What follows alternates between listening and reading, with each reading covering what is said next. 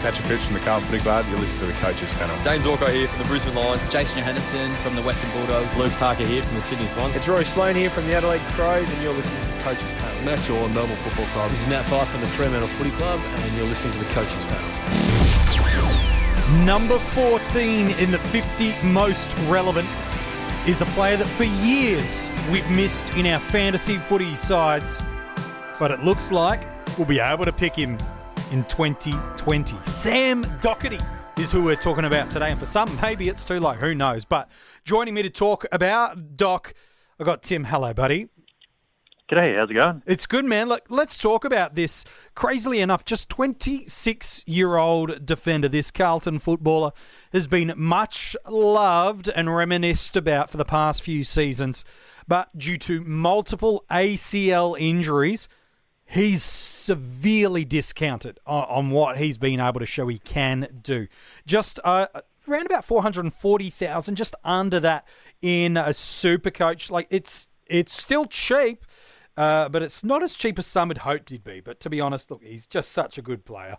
We love him in AFL Fantasy, 563,000. While in DreamTeam, it's crazily enough, again, the most expensive format of them all. Just under 600,000, $591,200. And it felt, unfortunately, Tim, a little bit like deja vu just 12 months ago. ACL injury to Sam Docherty, was travelling nicely in the preseason. We were talking about his value. He was a popular owned player as the formats opened. And then, yet again, another ACL and a further 12 months out of the game for the Carlton captain. Yeah, it's such a shame, isn't it? When I guess when anyone goes down with such an injury, but when you've got the top defender in all formats last year, just went down with it, and you don't get to watch him or have him in your team, it's sort of a shame for that year, but I guess the first thing Dream Teamers do is just put a little note in that the year after, 2020, and I guess that's where we're at now. Yeah, look, 12 months ago, he offered value based on the potential that he could deliver numbers of what he did in 2017. Don't worry, we'll talk about them in just a moment. But again, a further 12 months out of the game has just brought his value down substantially. In a contrast point, he's priced as a mid-70s player in AFL Fantasy. He's and then for Dream Team and SuperCoach in the low 80s. So, 30 to 40 points per game based off if he can get anywhere near the numbers of what he did in 2016 and 2017. And again, the positive, there's not a whole heap of news that's come out from Carlton at the moment throughout the preseason. You're sort of talking November and December was the most public. But if anyone that's been a Carlton watcher over the track over the past couple of months and seeing some of the stuff that their media and social media team have put out, we're seeing Docherty completing the drills. We're seeing him involved in match simulation. And while we need to hold some level of fire until we see him in the Marsh preseason games, everything's tracking nicely for us. And that's what we want to see, isn't it, Tim? Absolutely. Absolutely. I mean, the ones you talk about in November, he was sort of referencing feeling as fit and strong as ever. So basically saying that, as long as that keeps going, as long as he keeps doing the pre-season and has no hiccups, then he at least feels like he's on track to be back as he was last year. And if he is, then I guess it's going to be hard not to start with him.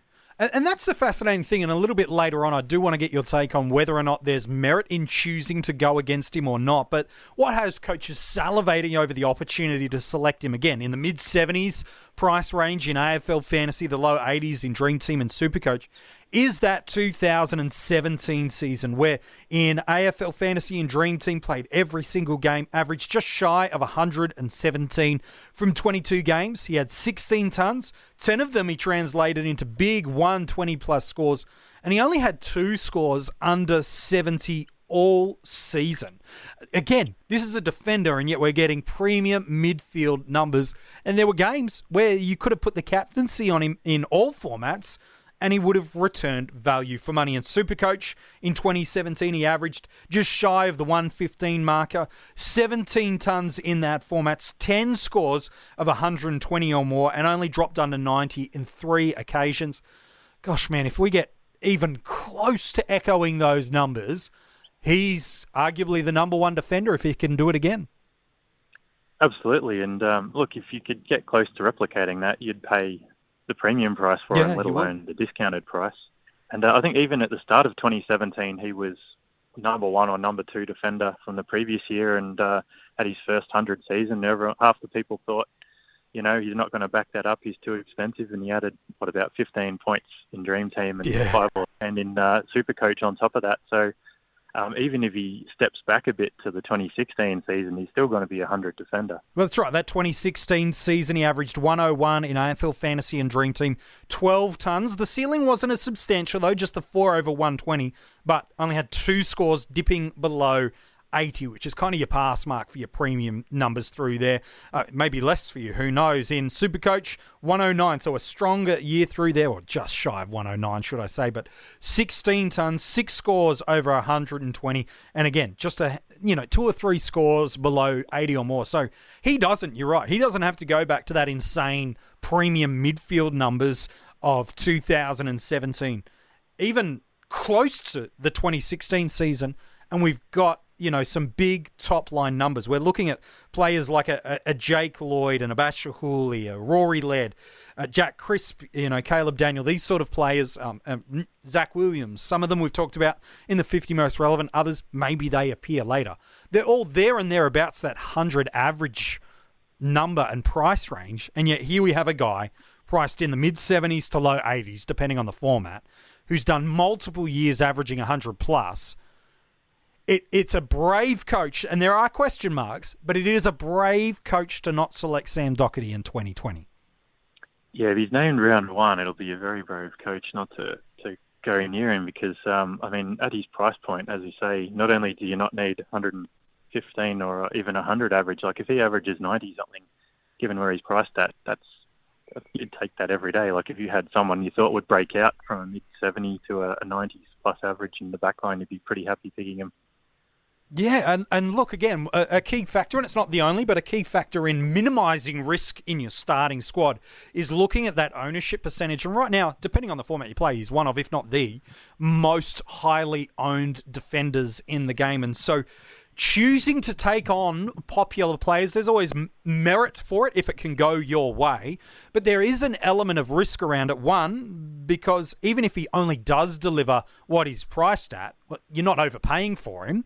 But 2, because so many coaches own him, the risk of going against him and getting it wrong, as opposed to the risk of, picking him and being, he only got me 85. That's a big equation to weigh up. Because he is one of only a handful of defenders that can take a season away from you. Yeah, absolutely. Absolutely. As you say, like the ownership numbers definitely do come into it. If he was owned by 5% or 90%, it sort of makes a very big difference to you. Or I think whatever his ownership numbers are, they're going to be pretty high, as you say.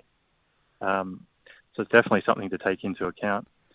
And just on the scoring, obviously 2017 was 2 or 3 years ago since his last game, probably 2.5 years since his last game of footy. So has anything changed at Carlton that would affect him, do you think? I mean, obviously they've got a new coach and a couple of new players, but you'd still expect him to have the same role out of the back line? Yeah, what's fascinating, I've kind of got 3 big questions around Sam Docherty. One of them is around the game style.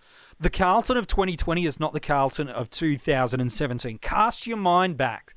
They have been for a long time now, but wallowing towards the basement of the AFL, could barely win a game, trying to give these young kids opportunities to play, and they were just trying to mitigate the damage on the scoreboard. So what we saw, and it was of great benefit for Docherty through 2017, is this game style where it was a high retention ball game style, where it was, we don't want to get destroyed on the scoreboard. We don't want to open up the game. We don't want to be trying to get, 80, 90, 100 points per game. Rather, we're happy to kind of get 60, lose by 20 or 30 and make it not too bad. And it was one of the reasons why Brendan Bolton had so many critics towards the end of, just let the kids play, open up the game, let's see some free scoring football. that game style's not in vogue for David Teague. We started to see them hit the game much more aggressively, and their midfield and the defenders trying to move the ball quickly, get the ball inside forward 50 so their talls and smalls could get to work. So it's not a huge question, but it's just a factor of, well, that game style for Carlton is very, very different. The other one you mentioned is there are some new players in that back line. Simo's still rolling there. Nick Newman's coming to the side, and Petrevski-Seton is playing more halfback off last year. That's a lot of quality ball users that they're not all going to be getting ball off the back line. Do you see one of them either moving or regressing, Tim? Look, that's a great question. Obviously, they've all come in and done all right at that last year, but you would expect Docherty would push his way in. So, look, gut feel, you'd think that Docherty is less likely to be impacted than the other guys you mentioned, but until we sort of see it happen, I guess it is a bit of an unknown factor. Yeah, it is. And again, it's not enough of a compelling reason to go, that's it, jump off the Docherty ship. There's plenty. No, it is keeping that expectation of what he's going to deliver for us, because even though we know a fit Docherty can be, a very, very good top-line premium defender, what we don't know is how that backline structures up now that he's back in there. Yes, he could just slide straight into the Dale Thomas role. Absolutely, that's a possibility, but they love the ball in his hands. So it's going to be interesting how that structures up. And then the second is players coming off ACL injury often have a reduction and a decline in their scoring anyway, let alone off too. So I don't know. I think it's more let's temper our expectations about what he delivers for us more than anything else. Yep, and that's a great point. I mean, you obviously see it with a few different injuries. Even people who miss a week with concussion usually, on average, have about a 10% drop, I think, on the stats. So broken legs and knees and the major things, you're right. I guess that basically points to he's not really going to average 115 again this year. But given his price, it's more about working out what you're comfortable with, what is likely for him to get. Yeah, exactly. Look, his ownership is sky high. The potential growth of, if I got, a 90 out of Docherty, knowing how many people own him, that's a huge raging success for you, no matter what the format is. Maybe as the year goes on, he gets stronger and better, absolutely. But he definitely is someone to watch in the Marsh preseason, as much for the Carlton game structure as anything else, to see how they're choosing to use him. Of course, they're going to be conservative and let him build into it. But it is about that role and that structure that gets through there. I do see some coaches choosing to take him on, and I applaud anyone that wants to be brave and bold and to do that. I will never, ever talk someone out of being brave and taking on a really popular option. It's got risk associated to it, absolutely, but I love seeing coaches go, nah, look, I think I can match him for points. I think I can, I want to go for a less highly owned guy. Bravo for you for doing that. Know the risks involved, but bravo in doing that if you want to be crazy. Let's talk about drafts. Just before the draft, yes. I was just going to say the other part of him is the buy round and who you might pick instead of him. And I think he's got a pretty decent buy round in terms of the other premium defenders. There's not a huge amount of gun defenders he's up against. Yeah, look, so when you want to look through all the defenders that he sits on in that multi-buy round, he's right in the middle portion of our buy option players. So he sits alongside Collingwood, Fremantle, Melbourne, then Sydney, and also sits alongside Richmond. So there are some big names through there. So it is probably the other factor to consider is you're going to have Lloyd, Hooley, Crisp, Luke Ryan, as just some of the top line names, potentially some more unique options in Connor Blakely. You might be looking at a Christian Salem, even a Nick Newman. So it is quite a defensive premium heavy one. So I think it's just, again, you raised that great point before we do talk about drafts, that is a lot of big name premiums through there. Maybe one or two of them you're going to choose to upgrade to.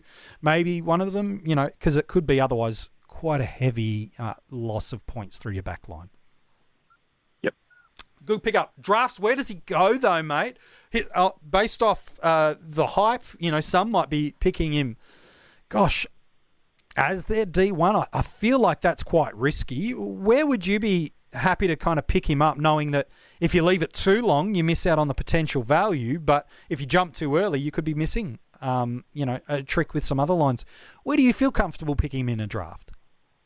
I kind of feel like this is the year where I'm just not going to get Docherty in a draft because I reckon by the time he would hit my board, someone would have taken him earlier than that. Yeah. I reckon there'll be people who will want him as their top defender, and for sure he could be that number one defender. But I certainly wouldn't take him in the first half dozen of defenders. There's other guys with less risk, I suppose, and you'd be using. Wouldn't be first round, but some people will probably take him.